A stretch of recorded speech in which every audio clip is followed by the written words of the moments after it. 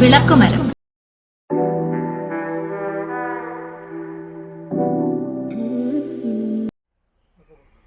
നമസ്കാരം. വിളക്കുമരം എന്ന ഈ ചാനലിലേക്ക് ഏവർക്കും സ്വാഗതം. നമ്മുടെ സംസാര രീതിയിൽ ശ്രദ്ധിക്കേണ്ട ഒരു വിഷയത്തെക്കുറിച്ചാണ് ഇന്നത്തെ വീഡിയോ. ഉള്ളവൻ ഇല്ലാത്തവനോട് സംസാരിക്കുമ്പോൾ എങ്ങനെയായിരിക്കണം എന്നതിനെ പറ്റിയാണ് നാം കാണാൻ പോകുന്നത്. ഈയിടെ ഒരു അനുഭവം ഒരു ചേച്ചി എന്നോട് പങ്കുവയ്ക്കുകയുണ്ടായി.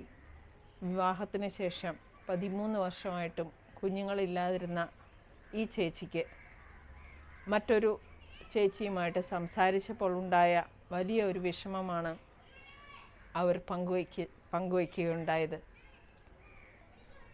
രണ്ടാമത് പറഞ്ഞ ചേച്ചിയുടെ കുഞ്ഞുങ്ങളെ പറ്റിയുള്ള വർണ്ണനകളും അവരുടെ കളികൾ ചിരികളെ പറ്റിയുള്ള വാതോരാതെയുള്ള സംസാരം എന്തുമാത്രം വിഷമം ഈ ചേച്ചിക്ക് ഉണ്ടാക്കി എന്ന് പറയുകയുണ്ടായി. മാത്രമല്ല, കുഞ്ഞുങ്ങൾ നഷ്ടപ്പെട്ട ഒരു റോഡ് ആക്സിഡൻറ്റിൽ കുഞ്ഞുങ്ങൾ നഷ്ടപ്പെട്ട ഒരു ചേച്ചിയും ഇതേപോലെ പറയുകയുണ്ടായി. അതേ പ്രായത്തിലുള്ള കുഞ്ഞുങ്ങളെ പറ്റിയുള്ള സംസാരവും അവരെ പറ്റിയുള്ള വർണ്ണനകളുമെല്ലാം ഏറെ ഹൃദയത്തിൽ കുത്തുന്ന രീതിയിൽ തോന്നുകയുണ്ടായി എന്ന്.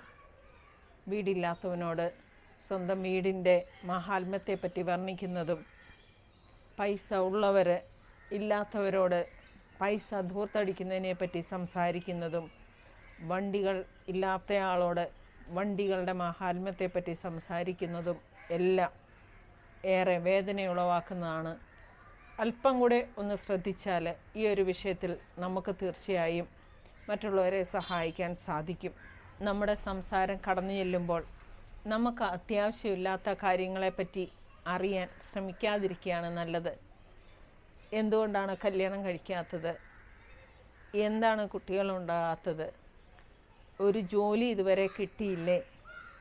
ജോലിയിൽ പ്രൊമോഷൻ കിട്ടിയില്ലേ? എങ്ങനെയാണ് മുന്നോട്ട് പോകുന്നത്?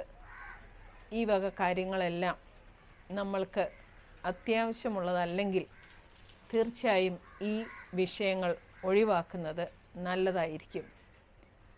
എപ്പോഴും പ്രശ്നങ്ങൾ അതിൻ്റെ നടുവിൽ ജീവിക്കുന്നവരോട് അതേപ്പറ്റി വീണ്ടും ചോദിക്കുന്നതും അവർക്കിത് പറയണോ പറയാതിരിക്കണോ എന്ന് കരുതി അവർ ബുദ്ധിമുട്ടുമ്പോഴും തീർച്ചയായും നമുക്ക് സംസാരിക്കാൻ വേറെ വിഷയങ്ങളില്ലേ?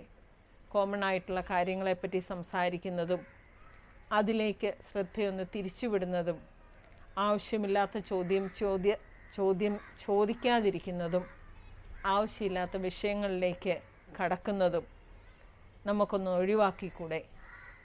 സന്തോഷകരമായ ഒത്തുചേരലുകൾക്കിടയിൽ അറിഞ്ഞുകൊണ്ട് ഒരാളുടെ ബലഹീനതകളെക്കുറിച്ച്, പോരായ്മകളെക്കുറിച്ച്, പ്രശ്നങ്ങളെക്കുറിച്ച് എടുത്തിടാനും അതേപ്പറ്റി ബാക്കിയുള്ളവരും കൂടെ സംസാരിക്കാനും ഇടയാകാത്ത രീതിയിൽ നമുക്ക് നമ്മുടെ സംസാര ശൈലിയെ ഒന്നുകൂടെ ഒന്ന് ശ്രദ്ധിച്ചാലോ?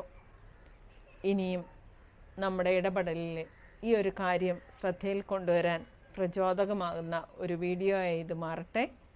നന്ദി.